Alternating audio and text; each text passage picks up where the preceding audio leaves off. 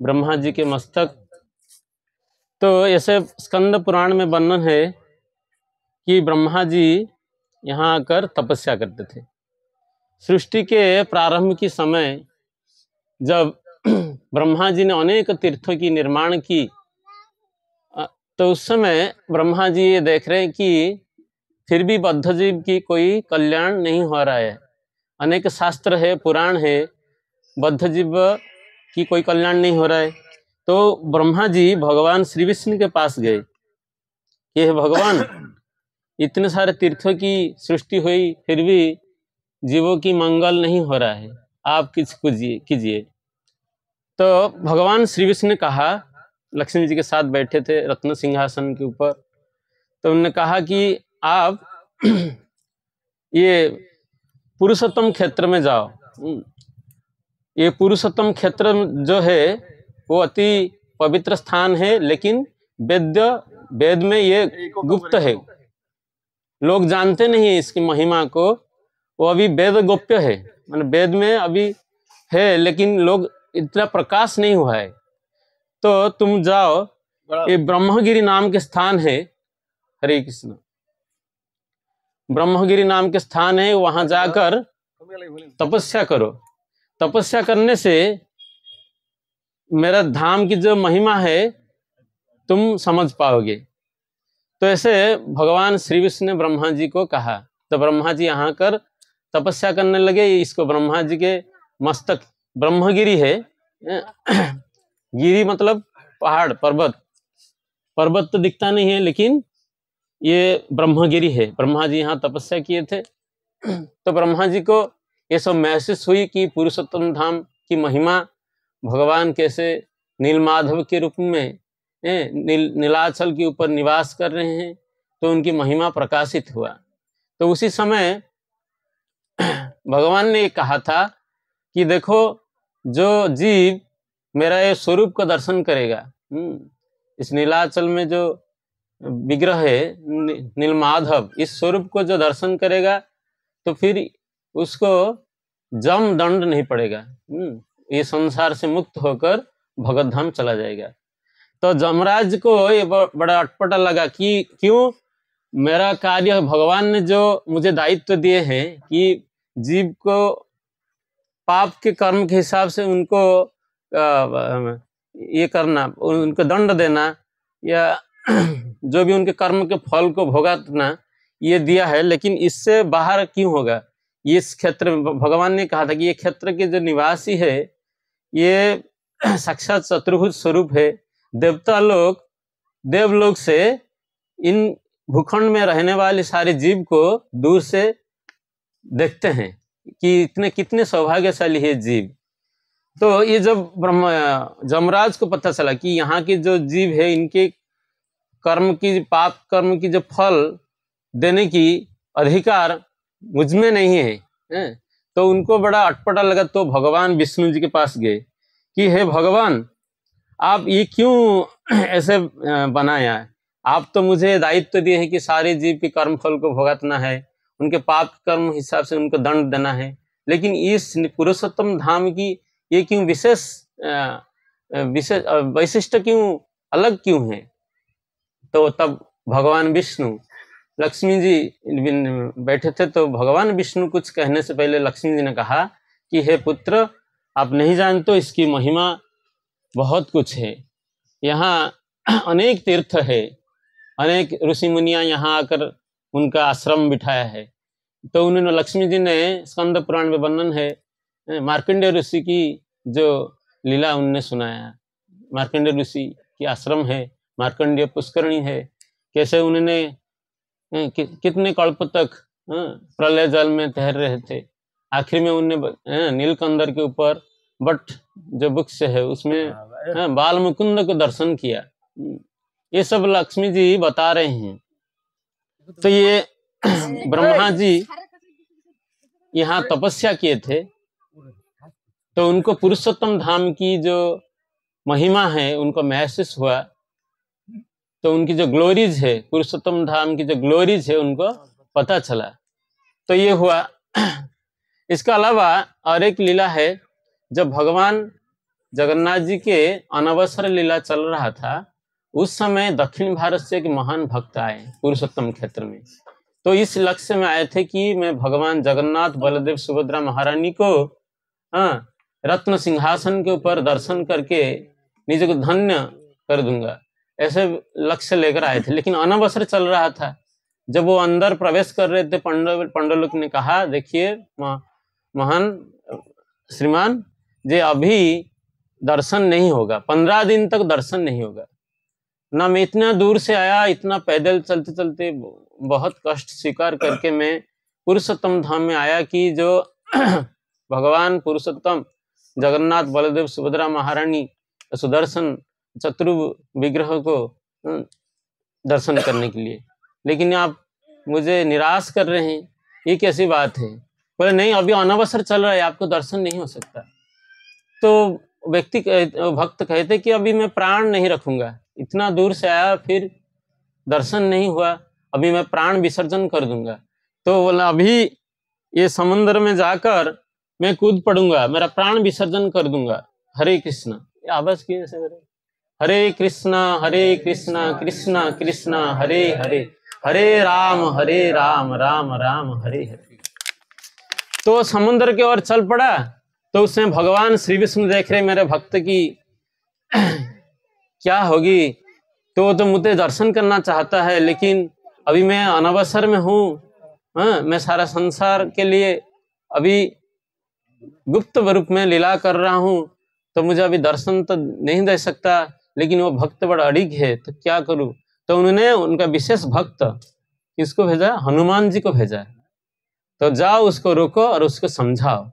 तो हनुमान जी एक ब्राह्मण के रूप में आए। पहले ठहर जाओ, कहाँ जा रहे हो? ना अभी प्रभु की दर्शन नहीं हुआ तो मैं प्राण नहीं रखूंगा, मैं आत्माहुति करूंगा, मैं समुद्र की जो महोदधि है उसमें कूद पड़ूंगा। नहीं, ऐसा करना ठीक नहीं है, तो आप थोड़ा धैर्य धरिए, भगवान की दर्शन मिलेगा लेकिन 15 दिन के बाद। तो नहीं, अभी मुझे दर्शन चाहिए। तो ठीक है, तो आप जा क्यों रहा, कहाँ जा रहे हो? ना समुद्र की, ना समुद्र इस क्या बोले, इस दिशा में नहीं है, इस दिशा में आप गलत रास्ते में जा रहे हैं, पूर्व दिशा में है। तो उन्हें हनुमान जी जो ब्राह्मण के रूप में थे, तो उन्होंने कौन सा पूर्व दिशा को समुद्र है, लेकिन उन्हें बता दिया कि चलो ये पश्चिम दिशा में है, इस तरफ समुद्र है। तो ब्राह्मण की बातों पर तुष्ट होकर तो उन्होंने, वो भक्त ने, वो पश्चिम दिशा की ओर चल पड़े। तो चलते चलते चल रहे हैं, बहुत समय बीत गया। बोले कहाँ? नीलकंदर तो समुद्र के बिल्कुल किनारे हैं, बिल्कुल किनारे हैं, समुद्र की जो लहरें हैं मानो नीलाचल को स्पर्श करता है, लेकिन मैं काफी दूर लंबा चलते आ रहा हूँ, कहाँ है महोदधि, कहाँ है समुद्र, कहाँ मैं आत्म विसर्जन करूंगा? तो ऐसे होकर आ रहे हैं। तो बोले नहीं, ये कुछ गलत प्रेमी हो गया मुझे, शायद ब्राह्मण ने कुछ गलत बता दिया। चल जो भी हो, अभी मैं यही प्राण त्याग दूंगा, किसी भी हालत में प्राण त्याग दूंगा। तो प्रभु आप अगर दर्शन नहीं देंगे तो मैं प्राण त्याग दूंगा। ऐसे जब पुकारा तब भगवान, ये जो अभी हम दर्शन करेंगे, चतुर्भुज रूप में जगन्नाथ, चतुर्भुज रूप में शंख चक्र गदा पद्म धारण करके वहां प्रकट हो गए। ये लीला कब हुई? ये महाप्रभु जब यहाँ आए थे उससे बहुत पहले की बात है, एक बहुत पहले, बहुत सालों की बात है। तो भगवान जगन्नाथ पहले चतुर्भुज रूप में उनके सामने प्रकट हो गए। तो उसी दिन से भगवान इसी स्वरूप में रहे। उनका सेवा आलवार लोग करते थे। दक्षिण भारत में जो महान संत होते हैं उनका आलवार कहते हैं। 12 आलवार है, जैसे 12 महाजन है, स्वयंभु नारद शंभु कुमार कपिल मनु प्रहलाद जनक भीष्म बड़ी वयासिका अहम, जमराज बोल रहे हैं। तो जमराज ऐसे 12 महाजन है। ऐसे दक्षिण भारत में 12 अलवर है। उसमें एक अलवर थे कुलशेखर, वो महान भक्त थे। कुलशेखर, उन्होंने पद लिखा है, श्लोक लिखा है कि अंतिम समय में मैं तो आपको पुकार नहीं कर पाऊंगा, आप पुकार नहीं पाऊंगा, क्योंकि मेरा कंठ हाँ, कफ से भर जाएगा। हाँ, तो आप ऐसा कीजिए, मेरा मन उस समय आपके चरण में लग पाएगा नहीं लग पाएगा मुझे ठीक नहीं है, पता नहीं चल रहा है। अभी आप मुझ पर कृपा कीजिए कि अभी से मैं आपके नाम की स्मरण करूं, जप करूं। हरे कृष्णा कृष्ण कृष्ण हरे हरे, हरे राम राम राम।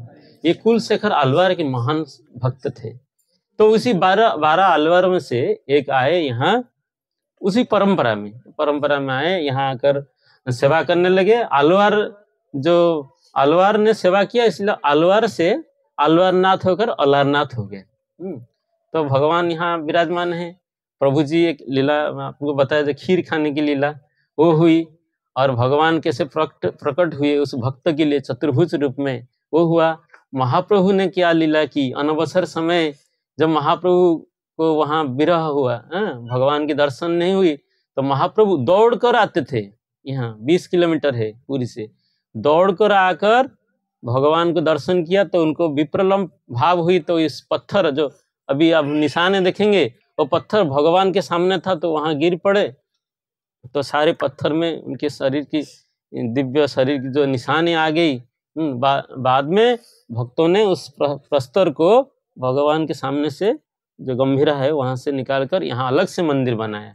यहाँ मंदिर है एक दूसरा, क्योंकि भक्त साधारण व्यक्ति की चरण वहां पड़ गिरेगा, इसके कारण उसको अलग मंदिर बनाया। अभी आप दर्शन करेंगे तो ये बहुत पवित्र स्थान है। और यहाँ पास में ही राय रामानंद, जो महाप्रभु के अंतरंग भक्त है, स्वरूप दामोदर और श्री राय रामानंद महाप्रभु के अति करीब रहते थे। तो राय रामानंद की यहाँ भजन कुटीर, उनकी वही गांव है उनकी, और उनके द्वारा व्यवहृत कुछ वस्तु है, जैसे उनकी तलवार है। वो राजा के अधीन में गवर्नर थे दक्षिण भारत में, तो उनके पास जो तलवार था, वो तलवार है वो गांव में। और उन्होंने राधा कृष्ण की जो अंतरंग लीलाएं हैं, इतने महाप्रभु ने इतना कृपा की कि उनके माध्यम से सारा जगत को राधा कृष्ण की जो अंतरंग लीला को प्रकाश किया। तो उन्होंने एक कविता लिखा, जगन्नाथ वल्लभ नाटक।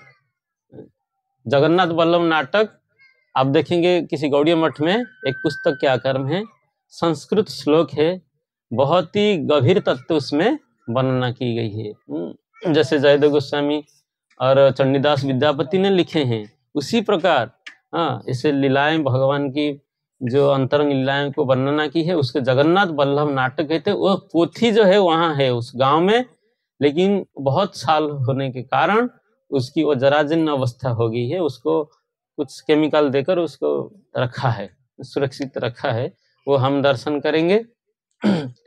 तो ये पवित्र स्थान है। अभी हम भगवान को दर्शन करेंगे, तो आप भगवान के सामने स्तुति कीजिए।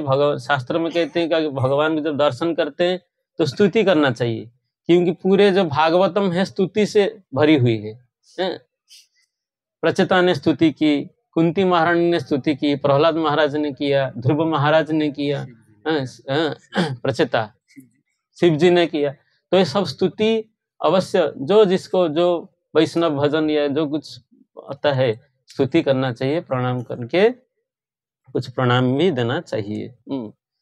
तो प्रहलाद महाराज भागवतम में प्रहलाद महाराज नृसिंह भगवान की स्तुति करते हैं, कहते हैं कि नैवात्मनं प्रभुरयं निजलाभ पुण्य मानं जनाद विदुष करुण वृणीते जज्जन भगवते विदधि तमानं तच्चात्मनं प्रतिमुखस्य तथा मुखस्य। हे भगवान, आपको हम कुछ वस्तु देते हैं तो आपकी उस वस्तु की आवश्यकता है इसके कारण देते, ये बात नहीं है। जो भेंट, जो प्रणाम, जो स्तुति हम आपको देते हैं, वो क्या होता है ना, जथा प्रतिमुख से, जैसे आईना में हम शकल देखते हैं तो उसमें हमारा ही कल्याण होता है, मतलब आईना से उसको कुछ लाभ, खेती की कुछ ये नहीं, परवाह नहीं, तो हमसे हमारा ही स्वरूप हम देखते हैं। उसी प्रकार कुछ भेंट हम भगवान को देते हैं तो भगवान क्या करते हैं, प्रतिदान में हमको उनकी कृपा बरसाते हैं। तो इसलिए भगवान को कुछ कमी है, कुछ भूखे हैं, हम भगवान को दे रहे हैं, भगवान की भूख मिट जाएगा, ये बात नहीं है। वास्तव में भगवान उस वस्तु से हमारी ही कल्याण करते हैं। तो ऐसे प्रहलाद महाराज स्तुति करते हैं। तो अभी समय कितना हुआ, हम दर्शन करने जाएंगे 36। नहीं तो और कुछ प्रभु जी, हाँ जमराज वाला बोलो। हाँ तो जब भगवान श्री विष्णु ने ऐसा कह दिया कि इस भूमंडल में, इस क्षेत्र में जो प्राणी निवास करेगा उसको जन्म दंड नहीं लगेगा। हाँ तो जमराज बहुत परेशान हो गए, ये क्या बात है, ये तो मेरा नियम के बाहर हो गया, मेरे जो आइन बुक के बाहर हो गया, मुझे तो सबको दंड देना है। तो भगवान को श्री विष्णु ने जो प्रार्थना की, भगवान श्री विष्णु ने कहा नहीं, ये जो यहाँ जितने प्राणी हैं उनके कर्म अकर्म या पाप कर्म की जो है फल मैं ही दूंगा, तुम्हारा अधिकार में नहीं है, मैं उनको उनका जो दंड की विधान करूंगा। तो ऐसे कहकर जमराज को उनने संतुष्ट किया। और लक्ष्मी जी ने आगे बहुत सारे जो महिमा बताई, पूरा स्कंद पुराण में इतने बड़े ग्रंथ है भरी हुई है। कैसे दुर्वासा मुनि आए, कैसे पुंडरीक ब्राह्मण आए, पुंडरीक एक ब्राह्मण थे, वो आकर कैसे इधर आकर भगवान को दर्शन किया, सब भक्तों की लीला वर्णन है। तो अभी हम आगे दर्शन में जाएंगे, नहीं तो और कुछ लीला है, जगन्नाथ की लीला हम श्रवण कर सकते हैं, जैसे आज्ञा होगी। सुधारना प्रभु जी। अभी समय हो गया 11:30 दर्शन बंद हो जाएगा, दर्शन कर लेता हूँ, दर्शन कर लेते 12-1 बजे तो बंद हो जाएगा। कितना बजे बंद होता है दर्शन? तो और एक लीला में बताता हूँ संक्षेप में, आप लोग श्रवण किए होंगे, कुछ भक्त नए हैं तो उनके लिए भी मैं बताता हूँ। तो जमराज की जमराज जी है, पीछे से सर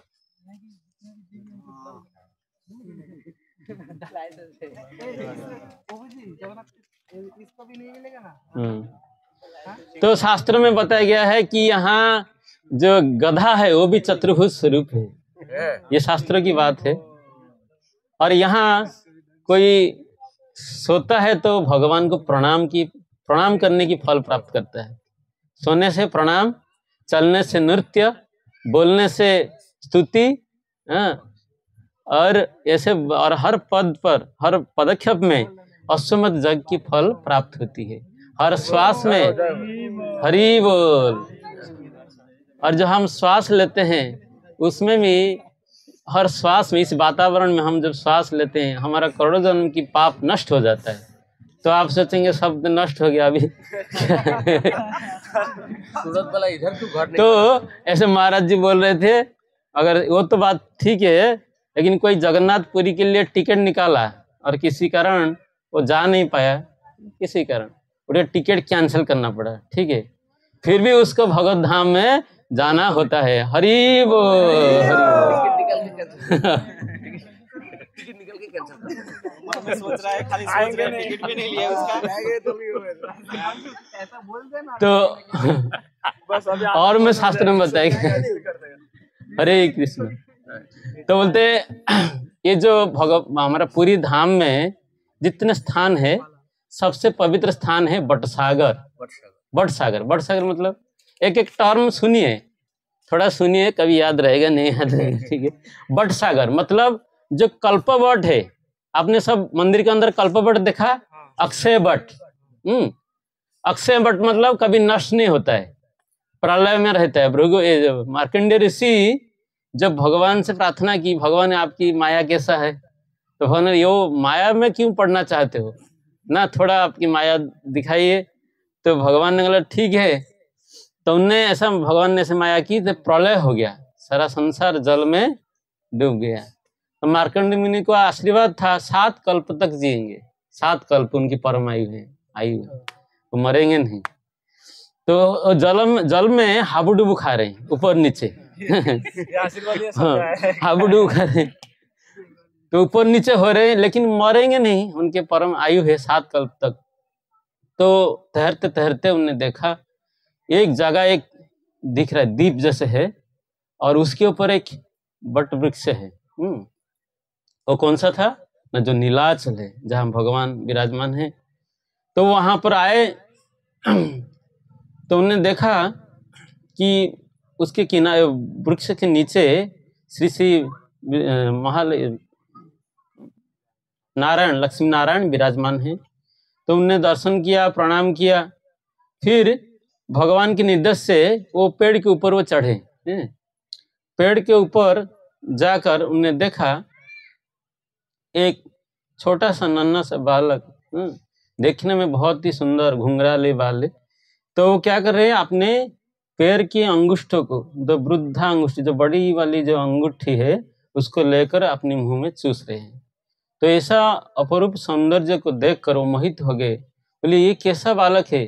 और जो वो श्वास ले रहे थे अंदर, तो वो भृगुमुनि भी उनके अंदर चले गए, उनके उदर में उस शिशु के, बालक की, बाल मुकुंद थे वो, बाल मुकुंद के अंदर प्रवेश किया। और उन्होंने देखा सारा ब्रह्मांड की सृष्टि, अनंत ब्रह्मांड की सृष्टि देखा। तो फिर बाद में बाहर जो आए तो उनको पता चला कि ये सब भगवान कितने महान है, उनकी ये माया था।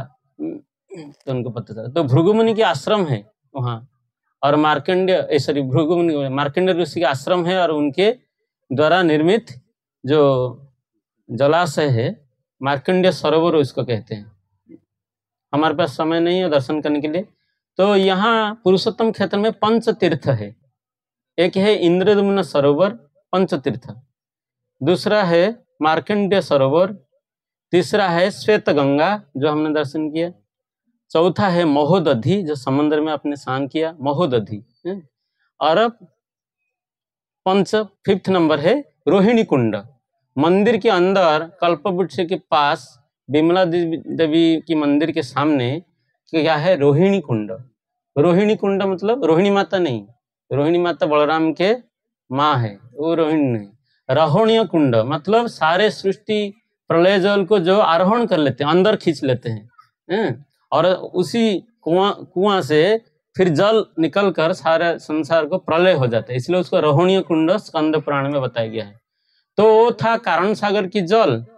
जब विद्यापति ने आए भगवान नीलमाधव को संधान करने के लिए, इंद्रद्युम्न महाराज ने भेजा, जाओ ये सारा जगत में, धरती में कहाँ ऐसे भगवान साक्षात है, साक्षात भक्तों से आदान प्रदान हो रहा है, भक्तों से भोग स्वीकार कर रहे हैं, बात कर रहे हैं, ऐसा कहाँ है। जब विद्यापति इस पूर्व दिशा में आए, उनको यहाँ सवर की इलाका था, सवर लोग सेवा कर रहे थे नीलमाधव की। तो उनको पता चला, सवरों ने आपस में बात कर रहे थे, नीलमाधव की गुण लीला चर्चा कर रहे थे। तो बातों बातों में उनको समझ में आया कि यहाँ प्रभु है। तो फिर वो सवर के घर में रहे एक दिन। कौन? विद्यापति। विद्यापति कौन है ना, जो इंद्रद्युम्न महाराज थे, अवंती के राजा, उज्जैन के जो राजा थे, उनके जो ब्राह्मण थे, उनके जो मंदिर कुल पुरोहित, उसके भाई है विद्यापति। ये ब्राह्मण थे, विद्वान थे, भगवान के भक्त थे, इसलिए उनको यह भेजा था। तो उनको नीलमाधव की संधान हुई। बाद में उन्होंने जाके राजा को समाचार दिया कि ऐसे ऐसे भगवान है वहाँ। देवता लोग आके उनको लाइन में खड़े होकर स्तुति करते हैं, और ऐसे दिव्य भोग निवेदन करते हैं। उनके गले में दिव्य मालाएं हैं, कभी 1000 साल तक मुरझा नहीं जाता है। इसने नीलकांत मणि के विग्रह है, साक्षात बात करते हैं। ये है नीलमाधव। तो इंद्रद्युम्न महाराज जब आए नीलमाधव का दर्शन करने के लिए, उन्हें पूरा अपना राज त्याग करके आया, राजपाट सब छोड़कर, सारे प्रजाओं को लेकर यहाँ आए। तो आकर अपना यहाँ राज्य बिठाया। लेकिन वो रास्ते में उनको पता चल गया कि भगवान नीलमाधव के अभी दर्शन नहीं होगा। क्यों ना, ब्रह्मा जी के आयु 100 साल है, भगवान नीलमाधव श्री ब्रह्मा जी के 50 साल तक इस चतुर्भुज रूप में, श्यामल मेघवर्ण में, नील वर्ण में दर्शन देते हैं।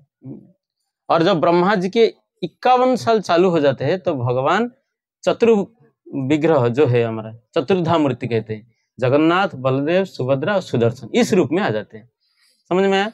ब्रह्मा जी के 100 साल, ब्रह्मा जी के 12 घंटा है 1000 दिव्य युग, 1000 दिव्य युग, सत्य, त्रेता, द्वापर, कली, इसको एक दिव्य युग कहते हैं। ऐसे 1000 बार साइकिल घूमने से एक दिव्य युग हो जाता है, 1000 चतुर्युग हो जाता है। 1000 चतुर्युग ब्रह्मा जी के 12 घंटा होता है, उसी परिमाण फिर उनके रात होता है। तो ऐसे भगवान ब्रह्मा जी के 50 साल तक भगवान नीलमाधव के रूप में रहते हैं। 51 साल में भगवान इस चतुर्धा मूर्ति में नीलकंदर में रत्न सिंहासन के ऊपर विराजमान होते हैं, जो रूप में हम दर्शन कर रहे हैं। तो इंद्रद्युम्न महाराज रास्ते में थे, उनको नारद मुनि ने समाचार दिया कि आपको अभी नीलमाधव जी की दर्शन नहीं होगा। तो राजा मूर्छित हो गए, उनके मानो मृत्युपा हो गए। तो नारद मुनि ने उनको होश में लाया, फिर बोले नहीं, धैर्य धरो, भगवान एक और अलग से रूप में आएंगे, वो है जगन्नाथ, बलदेव, सुभद्रा और सुदर्शन, इस रूप में आएंगे। तो नीलकांत विग्रह ऐसे कहते कि जो यहाँ की जो रेतियां हैं वो स्वर्ण बालुका है। स्वर्ण बालुका में नीलमाधव अदृश्य हो गए।